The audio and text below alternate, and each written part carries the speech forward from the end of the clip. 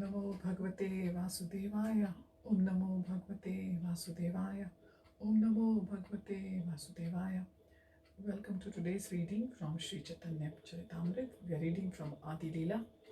We are on chapter 7, verse 42. At the moment, Mukam Karoti Vachalam, Pangum Langahete Girim, Yat Kripa Tamham Vande, Shri Gurum Dinatarinam, Paramananda Madhavam, Sri Chaitanya Ishwaram, Hari Om Tat Sat. This Chaitanya Mahaprabhu is an illiterate sannyasi and therefore does not know his real function. Guided only by his sentiments, he wanders about in the company of other sentimentalists. Purport: foolish Mayavadis, not knowing that Krishna consciousness movement is based on the solid philosophy of transcendental science, superficially conclude that those who dance and chant do not have philosophical knowledge. Those who are Krishna conscious actually have full knowledge of the essence of Vedanta philosophy, for they study the real commentary on the Vedanta philosophy, Srimad Bhagavatam, and follow the actual words of the Supreme Personality of Godhead as found in Bhagavad Gita as it is. After understanding the Bhagavad philosophy or Bhagavad Dharma, they become fully spiritually conscious or Krishna conscious, and therefore their chanting and dancing is not material but is on the spiritual platform. Although everyone admires the ecstatic chanting and dancing of the devotees, who are therefore popularly known as the Hare Krishna people, Mayavadis cannot appreciate these activities because of their poor fund of knowledge. Verse 43. Hearing all this blasphemy, Lord Chaitanya Mahaprabhu merely smiled to himself, rejected all these accusations, and did not talk with the Mayavadis. Purport: as Krishna conscious devotees, we do not like to converse with Mayavadi philosophers simply to waste valuable time. But whenever there is an opportunity, we impress our philosophy upon them with great vigor and success. Verse 44. Thus neglecting the blasphemy of the Varanasi Mayavadis, Lord Chaitanya Mahaprabhu proceeded to Mathura, and after visiting Mathura, he returned to meet the situation. Purport: Lord Chaitanya Mahaprabhu did not talk with the Mayavadi philosophers when he first visited Varanasi, but he returned there from Mathura to convince them of the real purport of Vedanta. Verse 45. This time Lord Chaitanya stayed at the house of Chandrasekhar, although he was regarded as a Shudra or Kayasth, for the Lord as a Supreme Personality of Godhead is completely independent. Purport: Lord Chaitanya stayed at the house of Chandrasekhar, a clerk. Although sannyasi is not supposed to reside in a Shudra's house, 500 years ago, especially in Bengal, it was a system that persons who were born in the families of Brahmins were accepted as Brahmins, and all those who took birth in other families, even the high castes, namely the Kshatriyas and Vaishyas, were considered Shudras, non-Brahmins. Therefore, although Sri Chandrasekhar was a clerk from a Kayasth family in Upper India, he was considered a Shudra. Similarly, Vaishyas, especially those of the Suvarna Vanik community, were accepted as Shudras in Bengal, and even the Vaidyas, who were generally physicians, were also considered Shudras. Lord Chaitanya Mahaprabhu, however, did not accept this artificial principle which was introduced in society by self-interested men, and later the Kayasts, Vaidyas and Vaniks all began to accept the sacred thread despite objections from the so-called Brahmins. Before the time of Chaitanya Mahaprabhu, the Suvarna Vanik class was condemned by Balal Sen, who was then the king of Bengal, due to a personal grudge. In Bengal, the Suvarna Vanik class are always very rich, for they are bankers and dealers in gold and silver. Therefore, Balal Sena used to borrow money from Suvarna Vanik banker. Balal Sena's bankruptcy later obliged the Suvarna Vanik banker to stop advancing money to him, and thus Balal Sen became angry and condemned the entire Suvarna Vanik society as belonging to the Shudra community. He tried to induce the Brahmanas not to accept the Suvarna Vaniks as followers of the instructions of the Vedas under the Brahmanical directions, but although some Brahmins approved of Balal Sen's actions, others did not. Thus the Brahmins also became divided amongst themselves, and those who supported the Suvarnavarni class were rejected from the Brahman community. At the present day, the same biases are still being followed.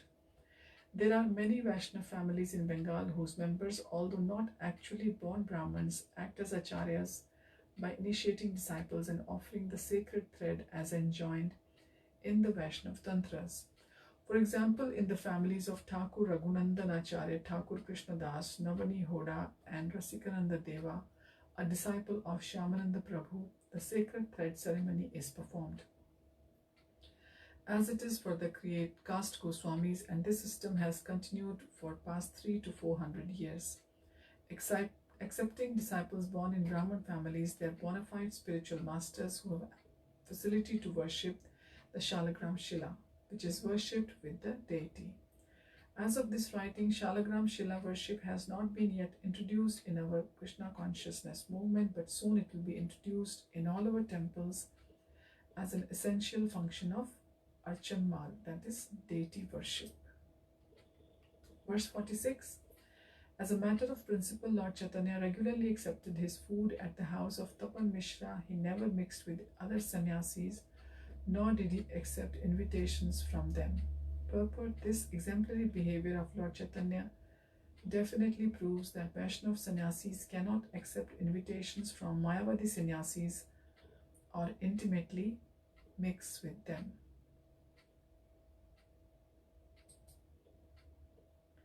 Verse 47. When Sanatan Goswami came from Bengal, he met Lord Chaitanya at the house of Tapan Mishra, where Lord Chaitanya remained continuously for 2 months to teach him devotional service. Purport: Lord Chaitanya taught Sanatan Goswami in the line of disciplic succession.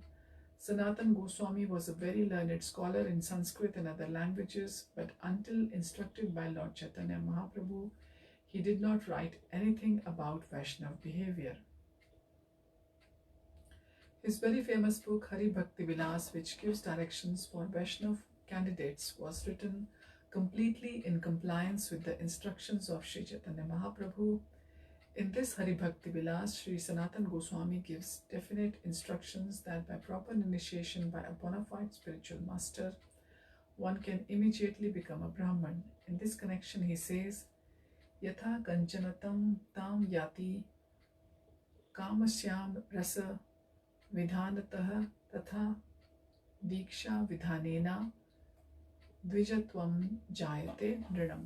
As a bell metal is turned to gold when mixed with mercury in an alchemical process, so one who is properly trained and initiated by a bona fide spiritual master immediately becomes a Brahman. Sometimes those born in Brahman families protest this, but they have no strong arguments against this principle. By the grace of Krishna and his devotee, one's life can change. This is confirmed in Srimad Bhagavatam by the words Jahati Bandham and Shuddhyanti Jahati Bandham indicates that a living entity is conditioned by a particular type of body. The body is certainly an impediment, but one who associates with the pure devotee and follows his instructions can avoid this impediment and become a regular Brahman by initiation under the strict guidance. Srila Jiva Goswami states that a non-Brahman can be turned into a Brahman by the association of a pure devotee. Prabha Vishnave Namaha. Lord Vishnu is so powerful that he can do anything he likes. Therefore, it is not difficult for Vishnu to change the body of a devotee who is under the guidance of a pure devotee of the Lord. Verse 48. On the basis of scriptures like Srimad Bhagavatam, which reveal these confidential directions, Sri Chaitanya Mahaprabhu instructed Sanatan Goswami regarding all the regular activities of a devotee. Purport: in the Parampara system, the instructions taken from the bona fide spiritual master must also be based on revealed Vedic scriptures. One who is in the line of disciplic succession cannot manufacture his own way of behavior.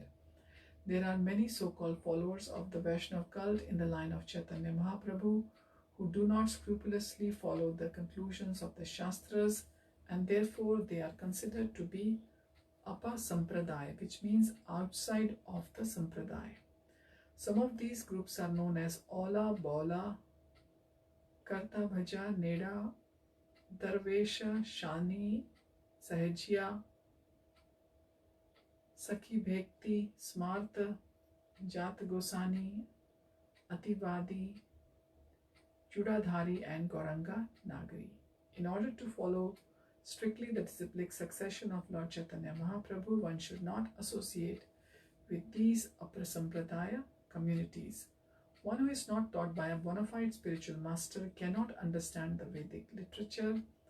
To emphasize this point, Lord Krishna, while instructing Arjun, clearly said that it was because Arjun was his devotee and confidential friend that he could understand the mystery of the Bhagavad Gita. It is to be concluded, therefore, that one who wants to understand the mystery of revealed scriptures must approach a bona fide spiritual master, hear from him very submissively, and render service to him.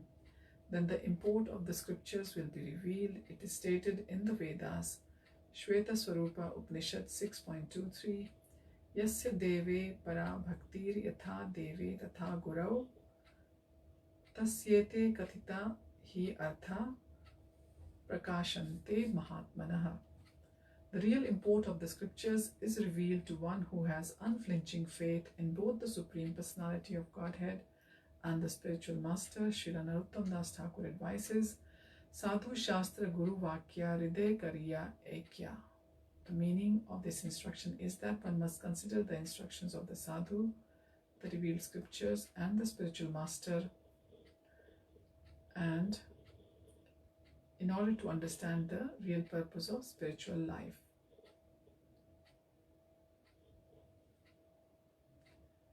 Neither a sadhu, saintly person, or Vaishnav, nor a bona fide spiritual master says anything that is beyond the scope of the sanction of the revealed scriptures. Thus, the statements of the revealed scriptures correspond to those of the bona fide spiritual master and saintly persons. One must therefore act with reference to these three important sources of understanding. Verse 49, while Lord Chaitanya Mahaprabhu was instructing Sanatan Goswami, both Chandrasekhar and Tapan Mishra became very unhappy. Therefore, they submitted an appeal unto the lotus feet of the Lord.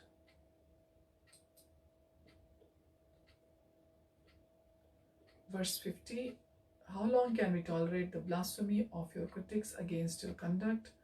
We should give up our lives rather than hear such blasphemy. Purport, one of the most important instructions by Sri Chaitanya Mahaprabhu regarding regular Vaishnava behavior is that a Vaishnava should be tolerant like a tree and submissive like grass. Trinadapi sunechena taror eva sahishnuna amanina manatena kirtaniya sadahari. One should chant the holy name of the Lord in a humble state of mind, thinking oneself lower than the straw in the street. One should be more tolerant than a tree, devoid of all sense of false prestige and ready to offer all respect to others. In such a state of mind, one can chant the holy name of the Lord constantly. Nevertheless, the author of these instructions, Lord Chaitanya Mahaprabhu, did not tolerate the misbehavior of Chigai and Madhai.